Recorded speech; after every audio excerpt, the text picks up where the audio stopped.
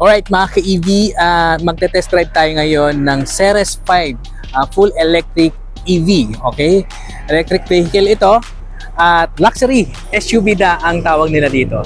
Tara at ma-feel natin kung gaano kasarap mag-drive ng fully electric SUV. Alright, tara! Let's go!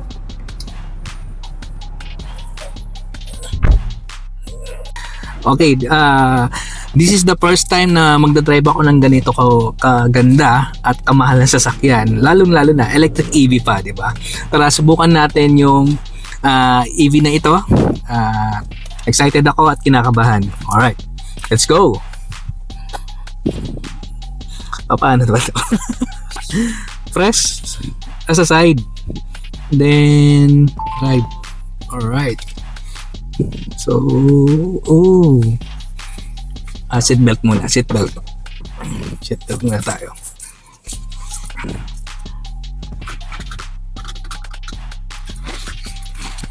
So, adjust ko lang to paano. Oops.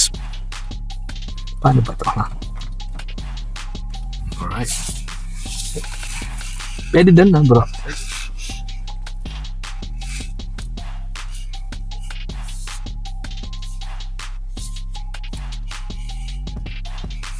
Okay, sarap ng handling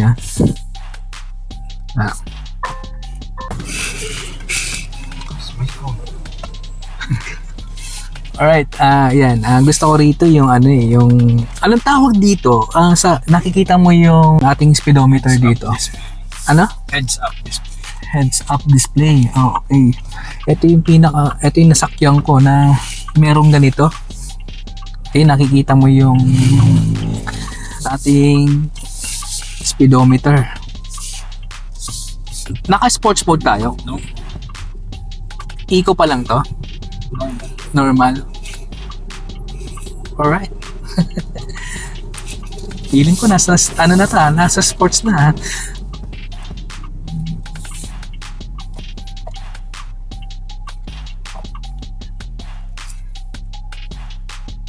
Pangbilos lang tayo. Alright. Ka-EV, napakasarap na i-drive nito. Okay, nararamdaman ko agad yung power. Sir, ilang horsepower nito, sir? 530 horsepower, 940 newton meters. Oh, kasi ang layo sa dinadrive ko. Ang sarap, tapos may massage pa, no? Ka-EV, ang kagandahan sa ganitong mga EV, lalo na dito, luxury SUV na ang tawag natin dito eh. Itong Ceres 5, okay, EV. So, ang sarap i-drive. So, ito na yung pinakamasarap na din drive ko sa mga nasubukan ko na natin.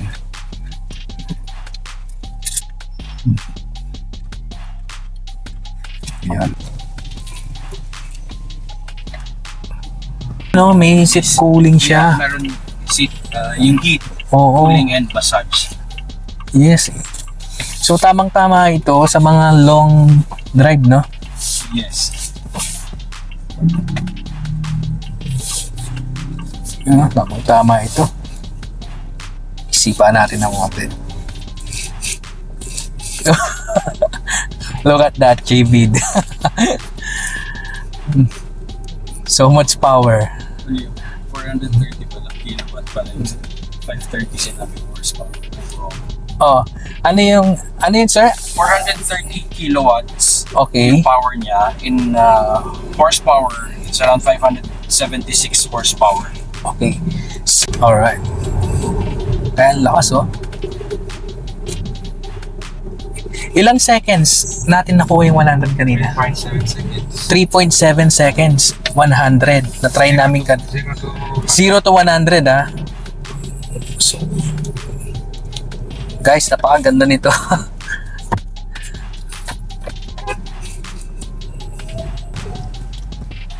Grabe. Okay. Nakakabitin eh. Pwede bang dalhin sa Maynila?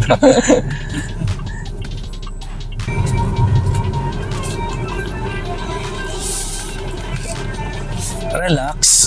Tapos may cooling pa.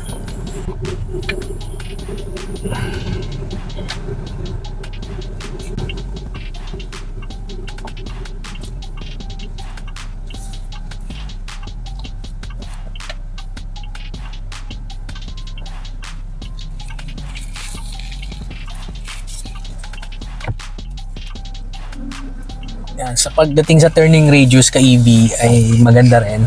Sakto lang.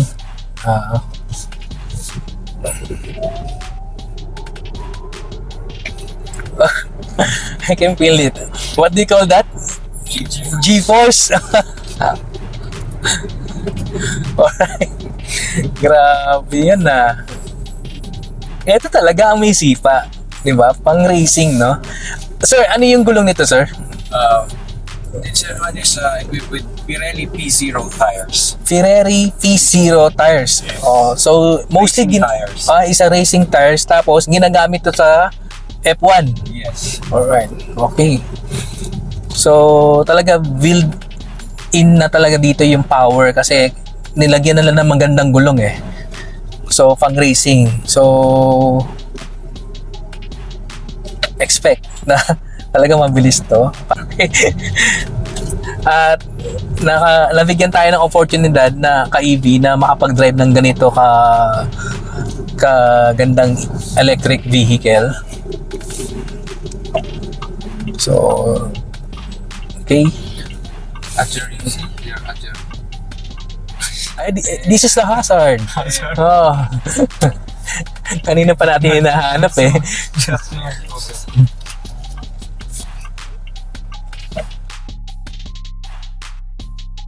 Ano yung neutral to, sir? Just press park. No need. No, press park. Okay.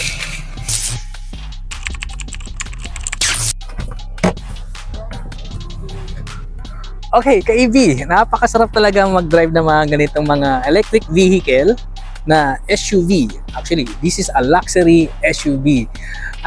Abangan nyo ang ating full review. Abangan nyo ito sa MIAS, okay? Manila International Auto Show. So, makikita natin itong Ceres 5 electric EV. Tara, let's go!